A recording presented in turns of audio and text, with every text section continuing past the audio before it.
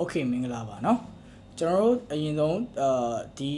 ဟာလေးကို save ထားပြီးတော့เนาะဒီ comment မှာကျွန်တော်ပုံလေးချပေးထားရပါเนาะကျွန်တော်တို့လက်ခတ်တွေဆိုတဲ့သဘောတရားကဒီ country style လား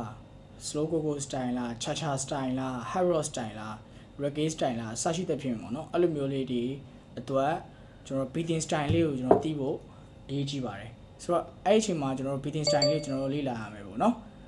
အဲ့တော့ကျွန်တော် slow rock ဆိုတဲ့ beating style လေးကိုအရင်ဆုံးကြည့်လိုက်အောင် slow rock မှာကျွန်တော်တို့က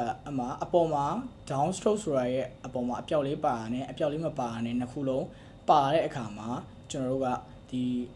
အပေါ်မှာပေါ့เนาะအပြောက်လေးပါတဲ့ဟာကကျွန်တော်တို့ဒီ bass jaw ပေါ့6-5လေးမှာသူ့မှာ bass notes ပေါ့เนาะအဲ့ဒီဟာကိုကျွန်တော်တို့ကအသားပေးတည်တာဖြစ်ပါတယ်ဆိုတော့ကြည့်မယ်ဆိုရင်အပေါ်မှာဒီလိုပေါ့ဥပမာကျွန်တော်တို့ကဒီ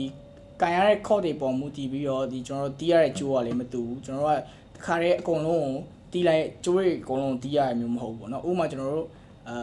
G ပေါ့ G ဆိုရင်ကျွန်တော်တို့6ကြိုးကနေစတီးလို့ရတယ် Okay အဲ့ဆိုရင်1 and 2 and 3 and 4ဒါလေးပဲပေါ့နော်ဆိုတော့တစ်ချက်လေးတခြားနားထောင်ပါနော်1 and 2 and 3 and 4အဲ့တော့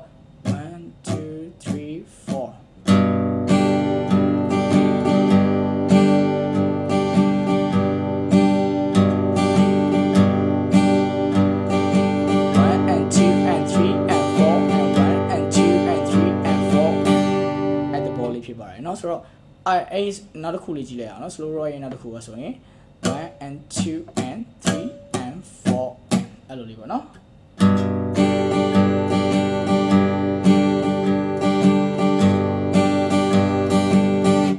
Okay အဲ့လိုပေါ့ဆိုတော့ကျွန်တော်တို့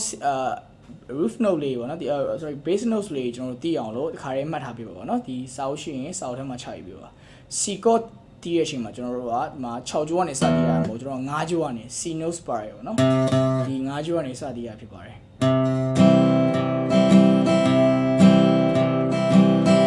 G ဆိုရင်6ကြိုး A minor ဆိုရင်5ကြိုး E minor ဆိုရင်6ကြိုးကနေစတီးလို့ရတယ် F ဆိုရင်4ကြိုး D minor ဆိုလည်း4ကြိုး Okay နော်ဒါက C family brown chord အတွက်ကျွန်တော်ပေးလိုက်တာဖြစ်ပါတယ် C 5ကြိုး G 6 A minor 5 E minor 6 F 4 D minor 4ဒါပဲเนาะဆိုတော့အဲ့တော့ slow rock pattern လေးနဲ့ကျွန်တော်တို့ဒီ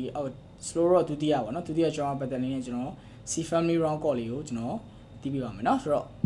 1 2 3 4 sorry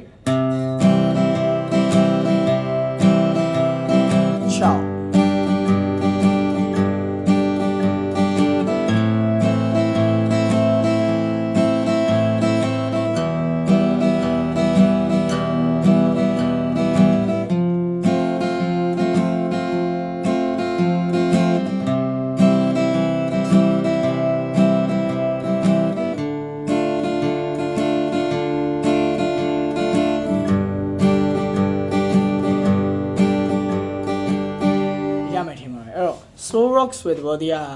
ကဖြည်းဖြည်းလေးတီးခိုင်းတာပေါ့နော်ဖြည်းဖြည်းလေးတီးခိုင်းနေဖြစ်တယ် rock ပုံစံလေးကိုဖြည်းဖြည်းလေးတီးခိုင်းနေဖြစ်တယ်အကောင်ကိုကျွန်တော်တို့က tempo မြင့်မြင့်တီးမယ်ဆိုရင်အကောင်က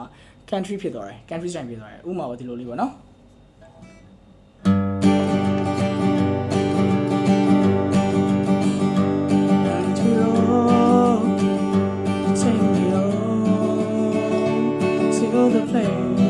အဲ့လို country style ဖြစ်သွားတယ်အဲ့ဒါဆိုရင်လက်ခတ်နှစ်ခုလုံး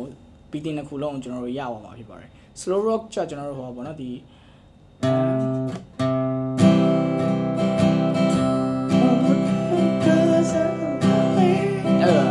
အဲ့ခင်လေးစိတ်နဲ့တချင်းလို့လိုရတာ slow rock လေးနဲ့ပေါ့နော်ဆိုတော့နားလည်မယ်ထင်ပါတယ်